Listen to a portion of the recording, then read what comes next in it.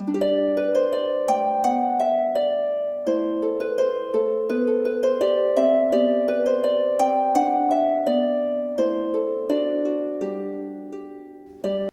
friends, and welcome to my channel, or welcome back. My name is Elise, and this is my mystical bookshelf. And today I have another audiobook series. They're both loose retellings of fairy tales. And it is the Gilded Girl, which is based off of The Little Princess, I think. I'm not for certain because I didn't really know going into it. Excuse me. I just thought it was I just thought it sounded interesting. So that's why I picked it up. I didn't really know it was a retelling of the Gilded or of the Little Princess. But yeah, so it's Gilded Girl is book 1 and The Tarnished Garden is book 2, and that is sort of based on The Secret Garden, but like really, really loosely. I think the only thing that they have in common is the garden. That's really it. But yeah, so this book series, I listened to it a little while ago. I think it was in March at some point, and it was so good. I really enjoyed The Gilded Girl. I enjoyed The Gilded Girl more than The Tarnished Garden, but that could just be because I enjoyed Emma and Izzy more than Izzy's sister, and I do not have my phone to show you the pictures of the book, so I will insert pictures of both of the books. But the basic premise of The Gilded Girl is it's about Emma and Izzy is a house servant, and Emma is a rich girl, and it's really kind of sad at first because Emma is very misunderstood, I think, and that's what made me the most sad because I feel like everybody judged Emma just because she had money. And you would think she would be a brat, but she wasn't. She was literally the sweetest little girl I had ever read about in my entire life. And I love Emma. I stan Emma. She's very cute. She's an adorable girl. She has a great personality. She's very kind-hearted, and she doesn't deserve any of the flack that she gets in these books because everyone judges Emma because they think she's supposed to be snotty and bratty just because she's rich, just because she has a rich father. And so, yeah, we meet Emma in The Gilded Girl. She's like the main character in the beginning, and I really enjoyed her personality. I thought she was a great character to follow, and yeah, I just can't say anything bad about her. But I mean, Izzy is sort of misunderstood too, I guess, but Emma and Izzy, they don't know each other in the beginning. They become friends as the book progresses, but Izzy doesn't really like Emma in the beginning, and I'm not sure why, because Emma is, like I said, she's so nice. She's literally one of the nicest characters I have had the pleasure of reading about. And it's just really sad to see that she's judged so harshly by Izzy. Because Izzy kind of thinks she's being fake nice, I guess. Which, it's understandable, but she's not. She's being really genuine, and I enjoyed Emma's character a lot. A lot of the stuff that she says in the book is very articulate and smart for a little girl. I think she's like 12, and she goes through a lot of stuff in the book too, so I kind of really sympathized with her a lot in the first book. And I sympathize with Izzy too, but Izzy is a little more rough around the edges. She's not as nice as Emma. And I didn't enjoy Izzy in the beginning, but as time went on, I started liking her more. And I understand why Izzy is the way she is in the book, because she lost both of her parents very young, and her sister had to get separated from a very young age.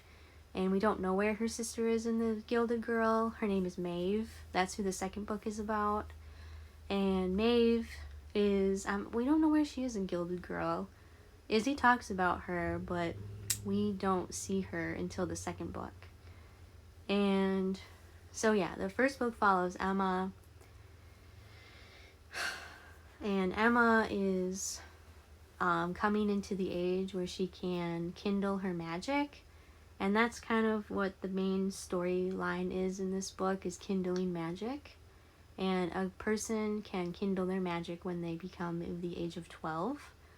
And so Emma's father wants to make sure that Emma kindles her magic so that she can have a good life, because not only is money important in this world, but magic is also important. And magic is like power in this world. It's like almost its own form of currency. That's what it felt like. Like the poor people could not kindle, but the rich people can. So I think that's where Izzy's point of contention is with Emma, is because Izzy is a servant girl, and even though she is coming of the age of 12, she won't be allowed to kindle her magic. She has to snuff it out. And I think that's where Izzy kind of gets her roughness from, because she doesn't think it's fair. And I also don't think it's fair, but I don't think it's fair either that Izzy was so mean to Emma, because there was really no reason for her to be. But, so yeah, Emma is going to go to this academy for magic for girls. I think it's just a girls' school. I think it's an all-girls academy, and that's how it was. And she meets the headmistress, and it's really sad because everybody's only nice to Emma because her father has money. And the only reason that Emma gets accepted into this school is because he promised Miss Posterity. I'll get to why I said her name like that, because I really didn't like her as a character. She was my least favorite, like, adult character that I have ever read or listened about in my life. Like, she was literally so evil and shrewish and horrible. And I just have nothing good to say about Miss Posterity, like, whatsoever. But yeah, so the only reason that Emma is accepted into this academy is because her father has money, supposedly. We find out later that Emma's father actually didn't have any money and gambled it away for something, like a project. Like, he put all of his money into this project. It wasn't really a gamble. I mean, it wasn't like the traditional form of gambling, is what I'm trying to say. Like, he put all this money into his project that he had, but it wasn't fruitful. And I don't think he knew about it until after the fact. So then we learn that Emma didn't really have any money to begin with. And so then everyone's attitude towards her changes as soon as people learn that she doesn't have money. And that's where Miss Posterity, her evilness, kind of really shines through, because she is so greedy and concerned with money. That's the main thing. That's her main vice. Is she's really, really concerned about money. And that is something that I find so disgusting in people a lot of the time, is that they are so focused on money that they literally don't care about anyone else but themselves, and they're so selfish. So she almost kicks Emma out of the school because she has no money. And I thought that was crazy, because Emma is literally a 12-year-old girl. Like, what the heck is she supposed to do? Like, she can't fend for herself. But Miss Posterity has a sister, and her name is Clementine, and Clementine is so much nicer. Clementine reminds me of Miss Honey from Matilda. That's how I kind of read it in my head. Like, Miss Honey, Clementine is the equivalent to Miss Honey, and Miss Posterity is the equivalent to the very not nice woman in Matilda. So it kind of felt like Matilda too, like, because Miss Clementine kind of takes Emma in when Miss Posterity, like, wants to throw her to the wolves. But honestly, it's just really icky how they treat Emma after they realize she doesn't have any money. Like, it really gave me the major ick factor. And so Miss Clementine kind of champions for Emma to be a servant at the school. So that's kind of why it's like Miss Honey, but not exactly like Miss Honey, because Miss Honey ends up adopting Matilda, And Miss Clementine doesn't do that. She just kind of makes it so that Emma isn't like thrown to the streets, which I guess is fine, but she's really mistreated as a servant, which I thought was sad. And so that's where her and Izzy meet. And then Emma doesn't really know a whole lot about magic, so she and Izzy kind of team up because Izzy knows a lot about magic even though she's not supposed to, and she really wants to kindle her magic. That's like her main goal in this first book, is she wants to kindle her magic and make a better life for herself and find her sister Maeve.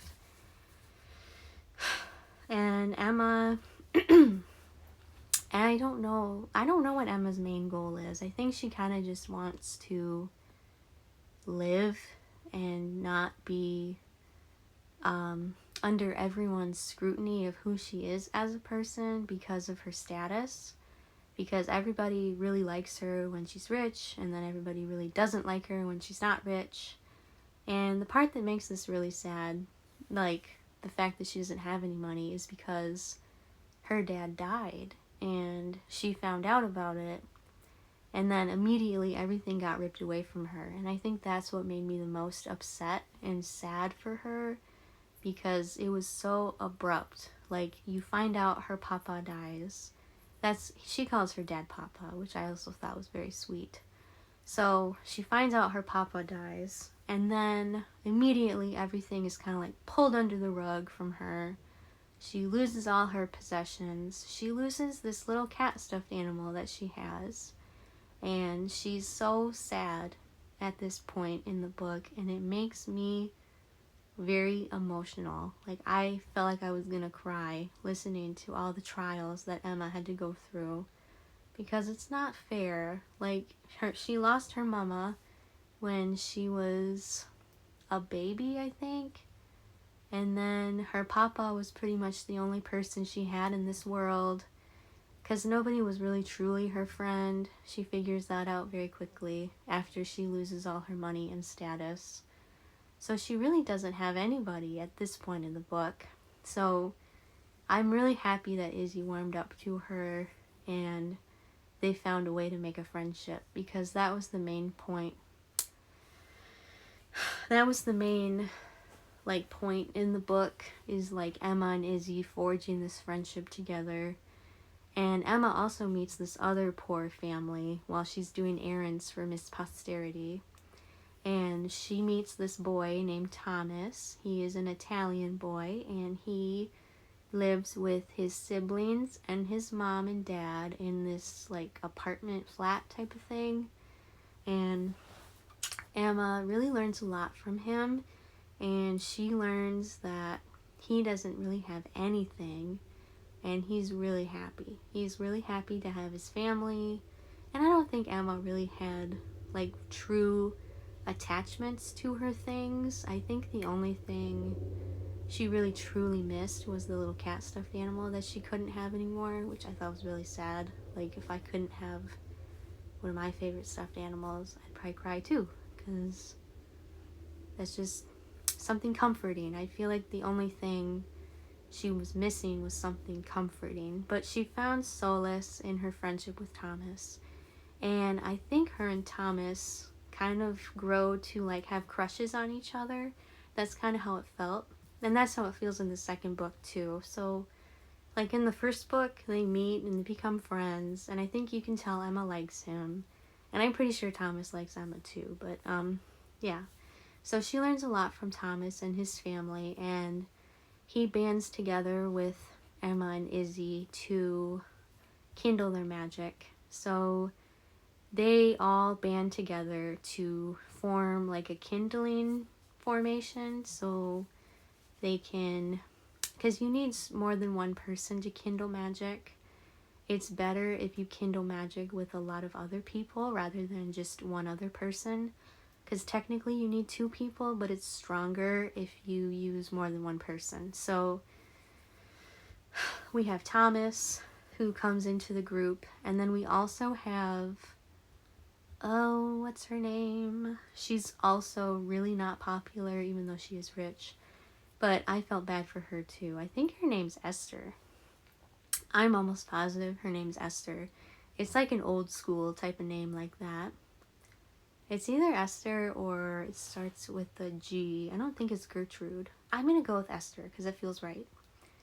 But there's this other girl who is like ostracized from people because she has like very minimal powers, even though she's like higher up in society. And I'm pretty sure her name's Esther or something along those lines. It's either that. No, I think it's Frances. No, her name's Frances. So they team up with Frances too because Emma is like one of the only people who's nice to Frances. And that's another thing that I really like about Emma too. Is Emma is so nice to everybody and it's like so genuine. It feels so genuine. I really like how Emma's character was written. She's one of my favorite heroines that I've read about in a long time. And I just feel like I can't stop gushing about her. She's just so sweet. But yeah, so she's one of the only people who's nice to Frances, and she offers Frances this alliance with her and Izzy and Thomas, and Frances obviously takes it. And it's so nice to see this band of found family and friendship in this story. That's like what makes it the best for me. I really enjoy found family and friendships of that aspect. Like, it's so cute seeing people all band together and to like really form connections with one another. It's just really just nice to watch, and it's nice to listen to and think about and stuff. So they all end up being able to kindle at the very end of the book, and due to or at the expense of Miss Posterity like coming after them and finding them. So after Frances joins, that's kind of like towards the end of the book, and they do end up kindling their magic, and that's kind of where it ends, and everyone hails Izzy and Emma and Thomas and Frances as heroes, and we figure out that Frances's dad is actually the mayor in the end of the book, which I thought was interesting. So it really didn't make any sense that people were so mean to her because her dad's in charge, basically. So they give, Frances's dad gives Izzy this award, and he says that anybody can kindle magic now. And that's kind of where the book ends. And then the second book picks up where the first one leaves off. And everyone can kindle magic now. And we find Maeve. And the first book ends with Emma's papa actually not being dead, which I thought was so awesome. I was like, that's one of the best redeeming arcs ever. Like, we figure out that he was crushed in an earthquake, but he didn't die. He just got paralyzed, which is very sad for him. But I was so happy he was alive at the end. That was something that definitely made me like have tears of joy. Like, I was so happy that Emma was able to get her papa back. So that was like the best ending of the book in my opinion. And then her papa ends up like really liking Izzy and stuff, and he ends up finding Izzy's sister for her. So that's where the second book picks up, is that we meet Maeve, and we understand that Maeve is kind of guarded, and she's younger than Izzy, and Maeve is, I'm not a huge fan of Maeve. I think that's why I didn't like the Tarnished Garden as much. It just wasn't, I wasn't super interested in her. And she was another one of those people where it was like, she didn't like Emma for like no reason. And I think the only reason she didn't like Emma that much was because Emma was hanging out with Izzy way more than her. And I think she felt jealous of Emma and Izzy's relationship. Even though Maeve is Izzy's sister, she didn't feel super close with Izzy in the beginning of the book. And I think that's the main point of conflict in the second book, is that Maeve tries to find her place in the school because her magic is like completely out of control. Like, she's super powerful and she can't control it, and that's kind of where that's like the main point of conflict, is that Maeve is super powerful and can't control her magic, and she tries to figure out why she can't control it, because I think she's like 11 or 10. She's a little bit younger than Izzy, But she's like way closer to kindling her magic, even though she's not of age yet. And so the second book is mainly about her trying to figure out why her magic is going haywire. And I can't remember if we figured that out in the book or not. I think we might have, but I don't remember how we figured it out or what the issue was. But basically in the second book, it's just Izzy and Maeve trying to find each other back to that close sisterly bond that they had. It kind of reminded me of Anna and Elsa a little bit. And Emma's papa in the second book wants to adopt Izzy and Maeve. And Maeve is like totally not on board with that because she doesn't like Emma for like unknown reasons other than being jealous of her relationship with Izzy. And she just doesn't want her life to change. I think that was Maeve's main point of conflict. She didn't want her life to change, and she didn't want to replace her mom and dad with Emma's papa. And that's not what Emma's papa was even doing. He wasn't trying to replace the parents. He was just trying to be there for them. But in the end of that book, Emma's papa doesn't adopt Izzy and Maeve. He just becomes their legal guardian. So they're kind of like sisters in the end, but not really.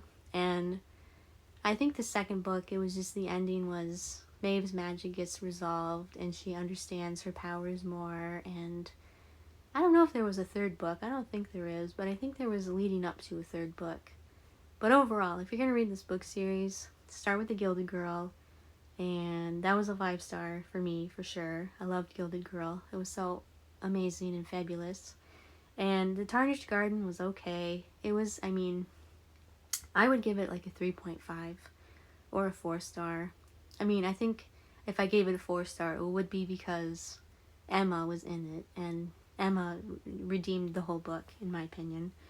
But it was mainly just about Maeve and Izzy. And I just really enjoyed Emma's character more. So that's why I would give the first book a higher rating than the second book. But it wasn't bad. I would read it again. I would totally read The Gilded Girl again. And I think if you like The Little Princess and are familiar with that retelling or familiar with that telling in the first place, I think you'll really enjoy it. But I didn't know anything about it and I still enjoyed it, so I don't think it matters. But yeah, those were my thoughts on those books. I really enjoyed them and I think you would enjoy them too. But that's all I had for this video, so thank you for watching. Thank you for subscribing, and I will see you in the next video. Goodbye, friends!